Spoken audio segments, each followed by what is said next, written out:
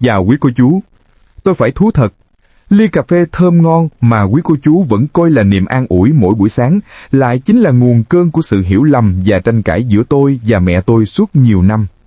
Con cái thì một mực can ngăn. Ba mẹ lớn tuổi rồi, uống cà phê có hại cho xương, làm tăng huyết áp, tối lại mất ngủ. Chúng ta sợ nó làm xương giòn yếu, sợ huyết áp tăng vọt, sợ đầu óc không còn minh mẫn.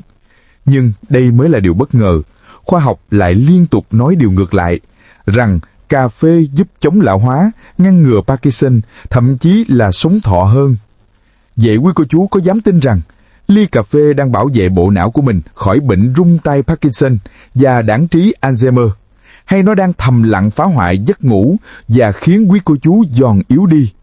Rốt cuộc, sự thật nằm ở đâu? Hôm nay, tôi sẽ nói cho quý cô chú biết, đối với đại đa số người trung niên và cao tuổi chúng ta, cà phê không phải là kẻ thù, nó là một đồng minh mạnh mẽ bị hiểu lầm. Tôi hứa, sau video này, chúng ta không chỉ giải oan cho ly cà phê đen nguyên chất, mà tôi còn giúp quý cô chú vạch mặt 3 sự thật thực sự đang ẩn nấp ngay trong chính ly cà phê quý cô chú vẫn uống mỗi ngày mà không hề hay biết. Đây là lý do đầu tiên quý cô chú nên xem tiếp, vì kẻ thù đang ở ngay cạnh mình.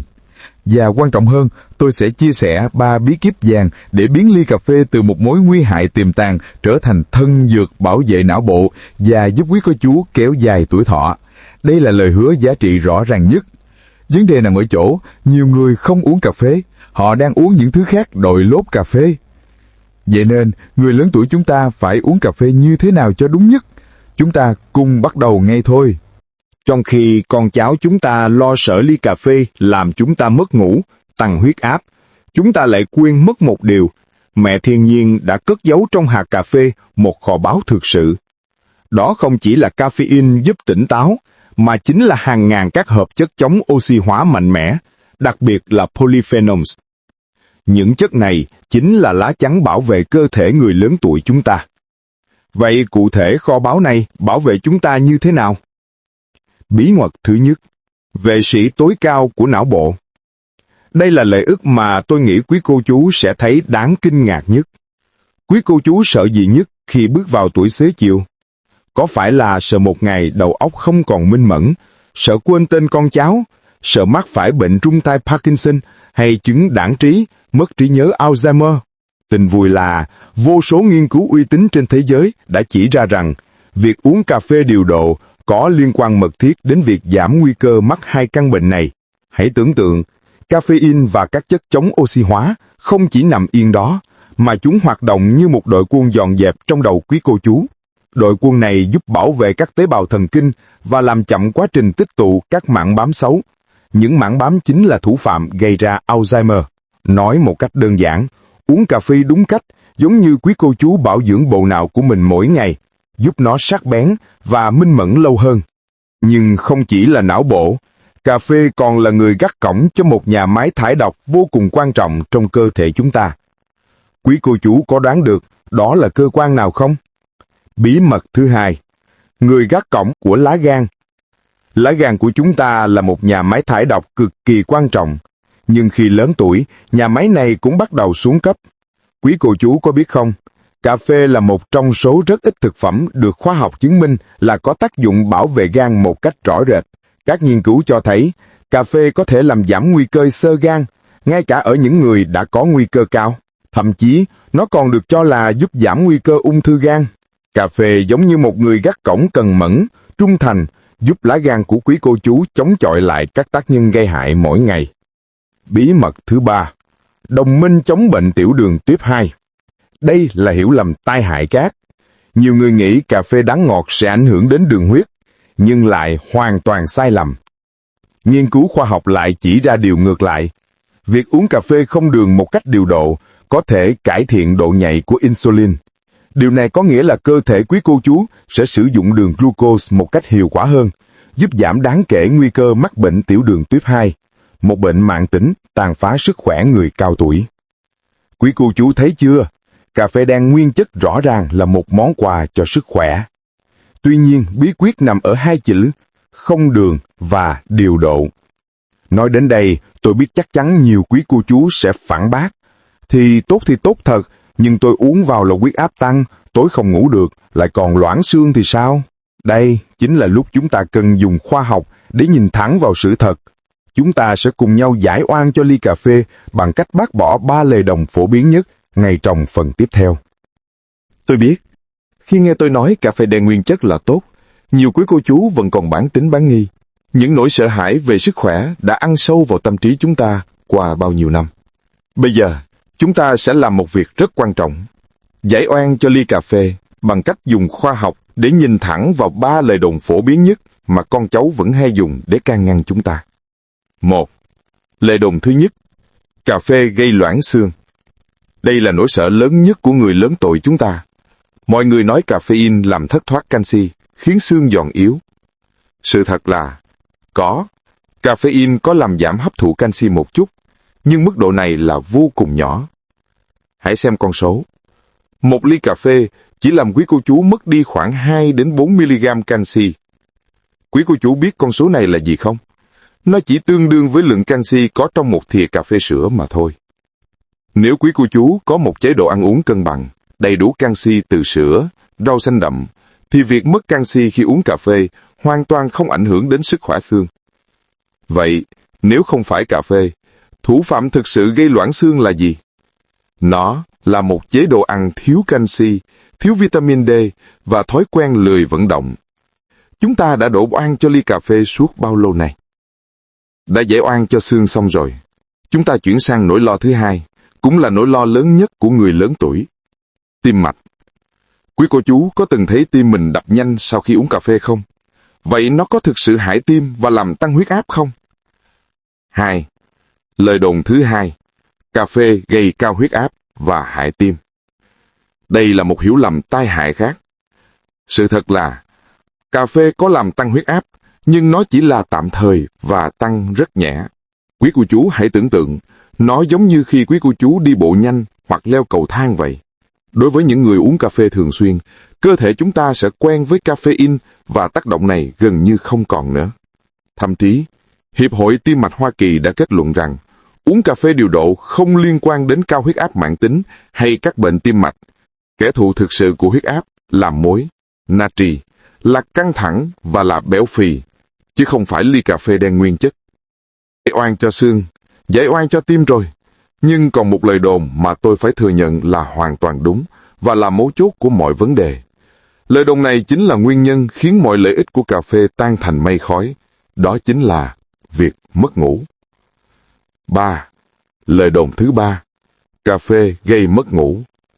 Sự thật là lời đồn này hoàn toàn đúng. Quý cô chú biết tại sao không? Caffeine hoạt động bằng cách ngăn chặn adenosine, một chất hóa học trong não khiến chúng ta buồn ngủ. Đây là lợi ích của nó vào buổi sáng, giúp chúng ta tỉnh táo để bắt đầu ngày mới, nhưng lại là thảm họa nếu quý cô chú uống nó vào buổi chiều. Khi quý cô chú mất ngủ, điều gì sẽ xảy ra? Hệ miễn dịch suy yếu, huyết áp tăng cao vào ngày hôm sau, đường huyết rối loạn, tinh thần cáu gắt và mệt mỏi.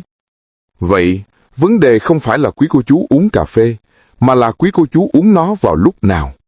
Đến đây, tôi tin rằng rất nhiều quý cô chú đã vỡ lẽ ra.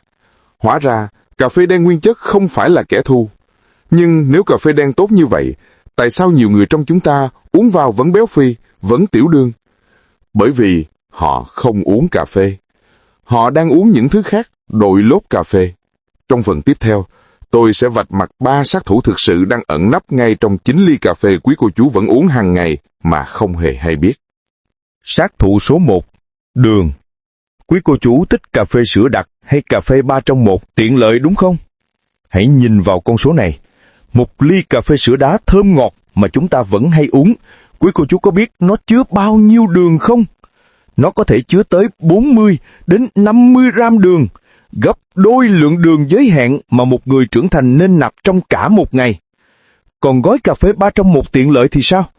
Thành phần chính của nó là đường và bột kem. Cà phê chỉ chiếm một phần rất nhỏ.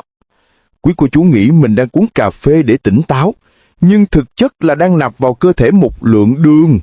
Đây mới chính là nguyên nhân gây tăng cân, mỡ máu và kháng insulin, dẫn đến bệnh tiểu đường tiếp 2.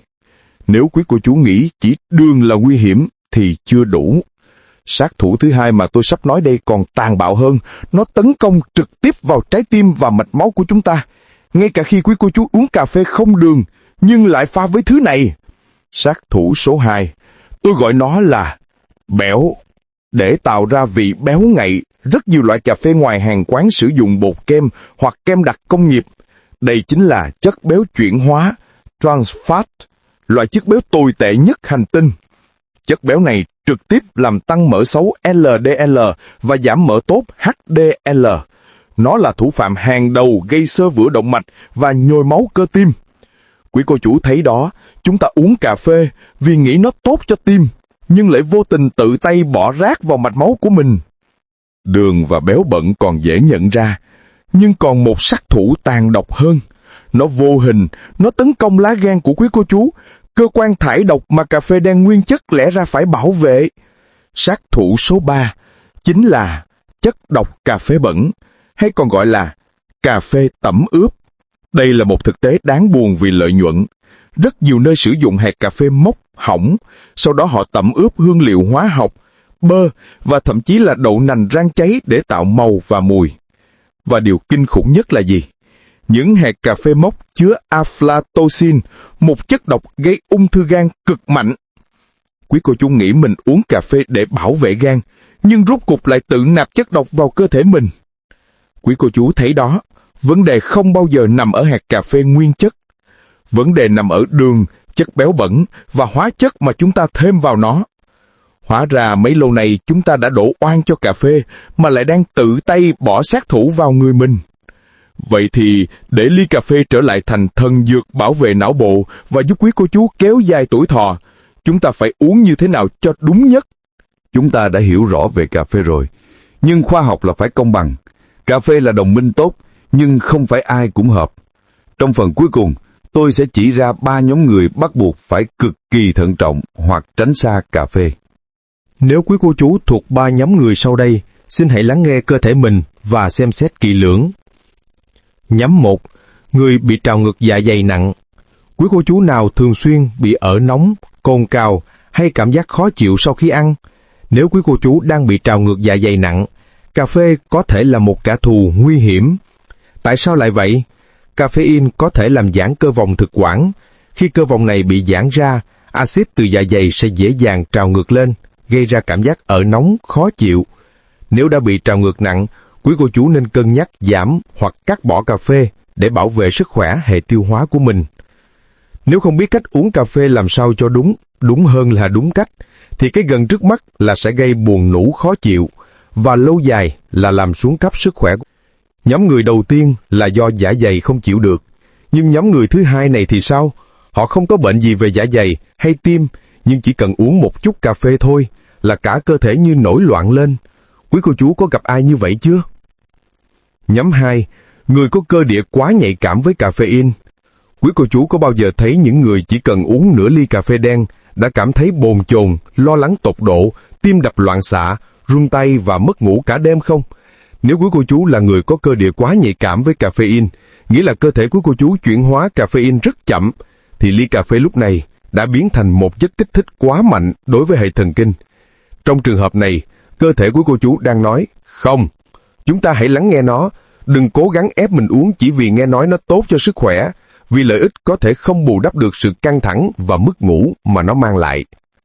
Hai nhóm trên là do cơ thể không chấp nhận cà phê, nhưng nhóm thứ ba này là nhóm quan trọng nhất mà tôi muốn quý cô chú lưu ý. Đây là nhóm đang dùng thuốc đặc trị. Nếu quý cô chú đang dùng thuốc mà không hỏi ý kiến bác sĩ, ly cà phê có thể âm thầm vô hiệu hóa hoặc gây phản ứng với thuốc chữa bệnh của quý cô chú. Nhóm 3, người đang dùng các loại thuốc đặc trị. Nếu quý cô chú đang dùng các loại thuốc đặc trị, xin hãy cực kỳ cẩn trọng. Đặc biệt, caffeine có thể cản trở sự hấp thụ hoặc gây tương tác với một số loại thuốc quan trọng, ví dụ như thuốc điều trị tuyến giáp, thuốc chống loãng xương hoặc thuốc chống loạn nhịp tim. Nếu quý cô chú đang dùng bất kỳ loại thuốc nào, tôi bắt buộc phải nhắc nhở quý cô chú hỏi ý kiến bác sĩ của mình trước khi thêm cà phê vào thói quen hàng ngày. Đây là bước bảo vệ sức khỏe an toàn nhất.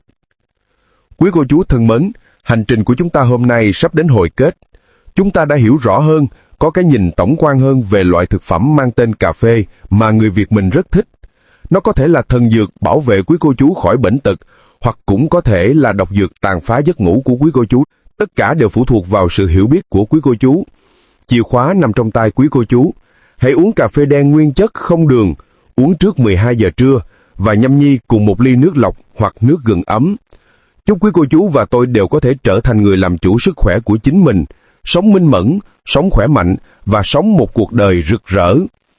Nếu quý cô chú áp dụng ngay vào sáng mai, hãy comment số 2 cho tôi biết sự cam kết của quý cô chú.